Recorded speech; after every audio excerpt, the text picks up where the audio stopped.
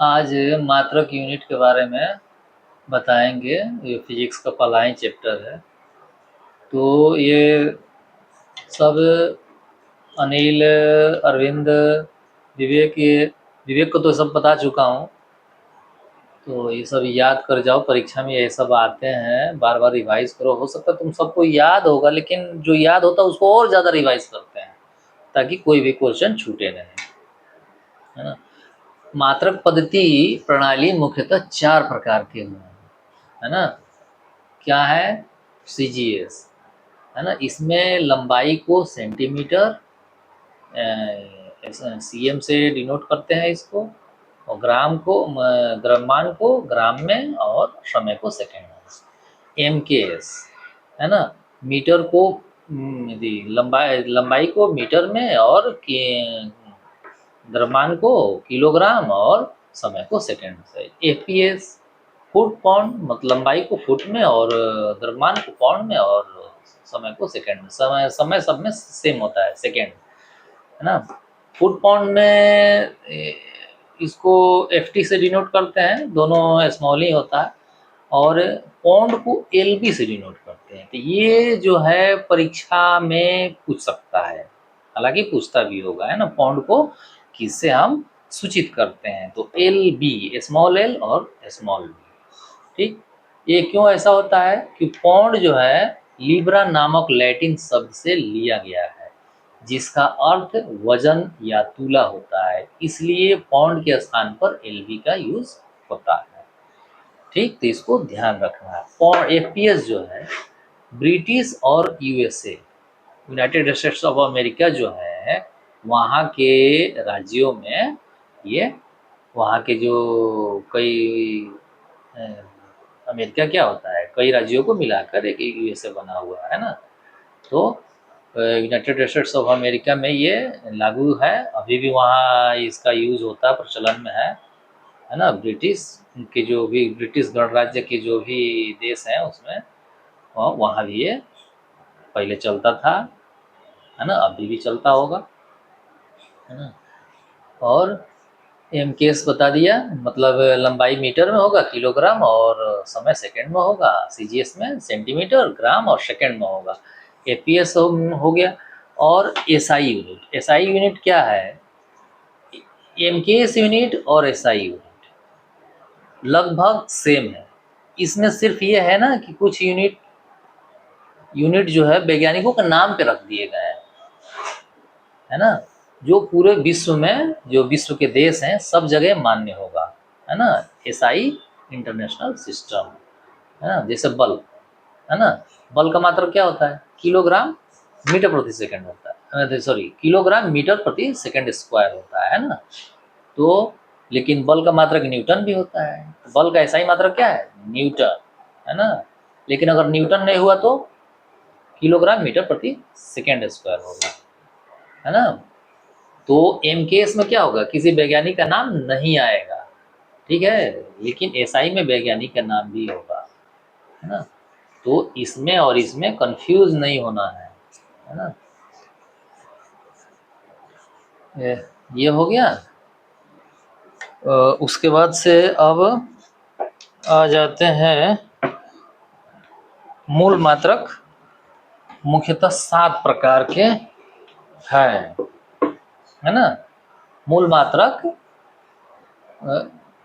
SI के मूल मात्रक मुख्यतः 7 प्रकार के हैं।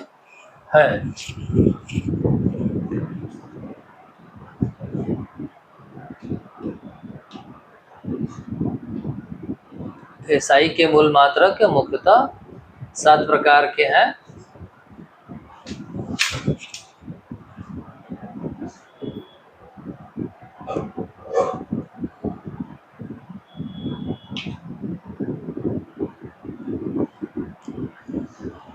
हाँ, 7 प्रकार के हैं।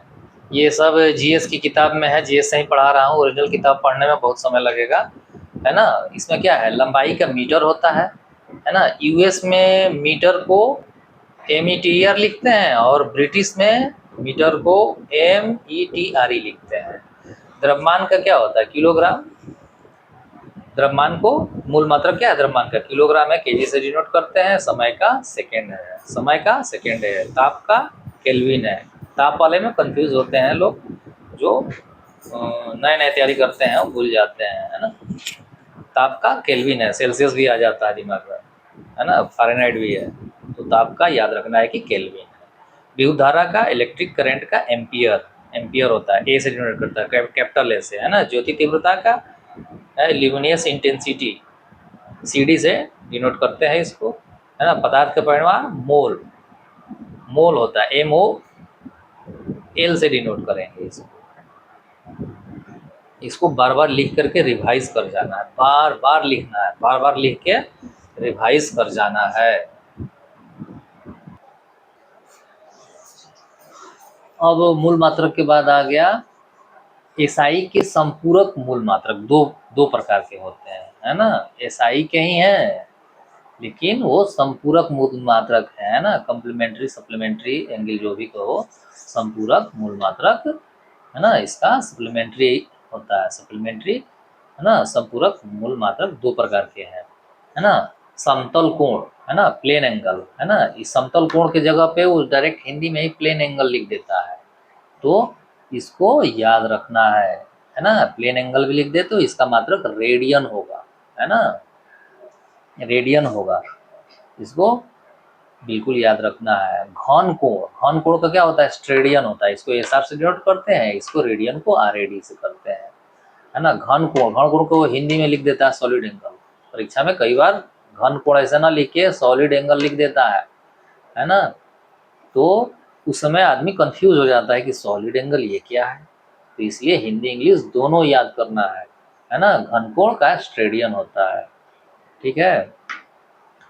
घन समतल कोण जो होता है वो 2D होता है, समतल कोण जो होता है वो 2D होता है, 2D डायमेंशन में होता है, इसका एक डायमेंशन होता नहीं है। समतल कोण और घन कोण दोनों का डायमेंशन नहीं होता है, डायमेंशन हीन है ना। डायमेंशन रहित है, रहित मतलब जो नहीं होता है, इसमें है तो रहित मतलब है, मतलब ऐसा नहीं, रहित मतलब नहीं है, जैसे जल रहित मतलब जल वहाँ नहीं है, उसी प्रकार ये बीमा रहित है, मतलब इनका बीमा नहीं होता है। हमेशा ध्यान रखना है, समतल कोण घन कोण दोनों का ही बीमाएं नहीं होती हैं, बीमाओं का सिर्फ अवधारणाएं होते हैं, संकल्पना होती है ना। क्योंकि ये प्लेन में, प्लेन के अंदर जो कोण बनता है, दो बीमाओं के बीच जो कोण बनता है वो कोण होता है ना, जिसको रेडियन में नापते हैं। और ये घन कोण मतलब घन सॉलिड गोला, गोला के अंदर, गोले के अंदर जो कोण बनता है उसको घन कोण बोलते हैं, सॉलिड एंगल। नाम से भी है कि घन का क्यूब होना चाहिए, लेकिन यहाँ सॉलिड है ना, तो सॉलिड को ये बता रहा है ना कि क्यूब को, ठीक है। तो सॉलिड कोण मतलब वो गोला जो हो, घन जो होगा वो बिल्कुल गोल होगा, ठोस होगा, है ना।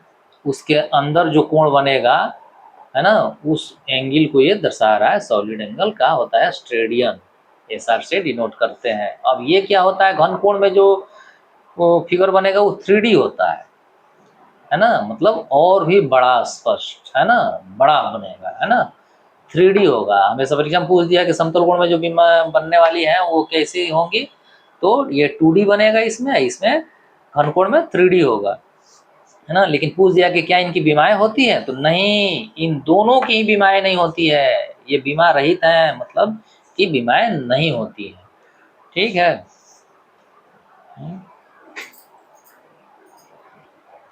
देखो सीजीएस जो है ना, सीजीएस ये फ्रांसीसी यूनिट है ना, मतलब इसको एक फ्रांसीसी पद्धति है। क्या है सीजीएस, फ्रांसीसी। अगर पूछ दे सीजीएस कहाँ की है तो फ्रांसीसी पद्धति है, जिसे 1832 में जर्मन गणितज्ञ कार्ल फ्रेडरिक गॉस, कार्ल, है ना, कार्ल फ्रेडरिक गॉस ने लंबाई, द्रव्यमान और समय को परिभाषित करने के लिए बनाया था। तो इसे याद कर लेना है। घन कोण जो होता है, घन कोण सॉलिड एंगल, ये 3D भी वस्तु द्वारा बनाया गया है कोण होता है, जो दर्शाता है कि वस्तु उस बिंदु से देखने पर कितनी बड़ी दिखाई देगी। ये बीमा रहित होती हैं इनकी, कोई बीमारी नहीं होती, पर यूनिट होता है ना, यूनिट है ना, यूनिट है, क्या है समतल कोण का रेडियन और घनकोण का स्टेडियन।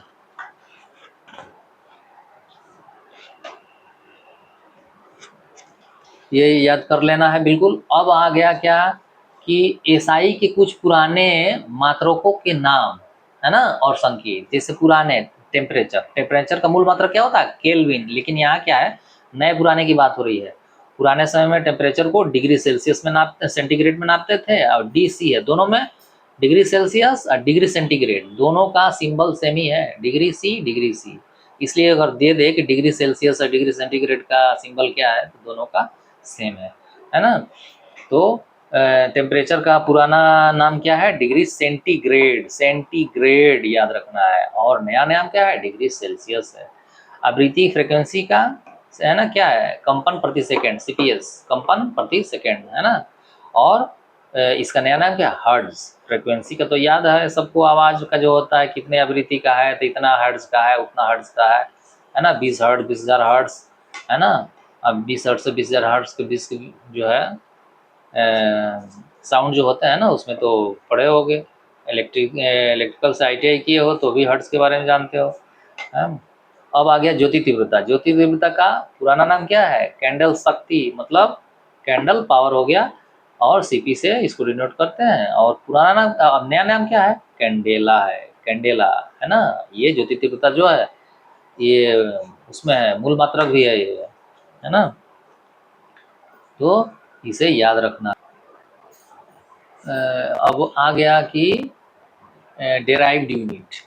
डेराइव्ड मतलब व्युत्पन्न मात्रक, व्युत्पन्न मात्रक, व्युत्पन्न मात्रक किसे कहते हैं, डेराइव्ड यूनिट।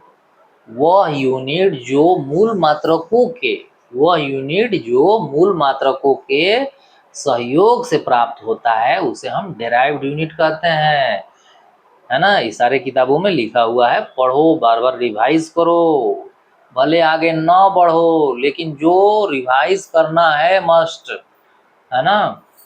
तो व्युत्पन्न मात्रक किसे कहते हैं, वह मात्रक जो मूल मात्रकों के सहयोग से प्राप्त होता है, की सहायता से या के मिलने से जो मूल मात्रक प्राप्त होता है, वो सब डेराइव्ड यूनिट है। अब जैसे क्या है, चाल, चाल बराबर क्या होता है, दूरी बटे समय।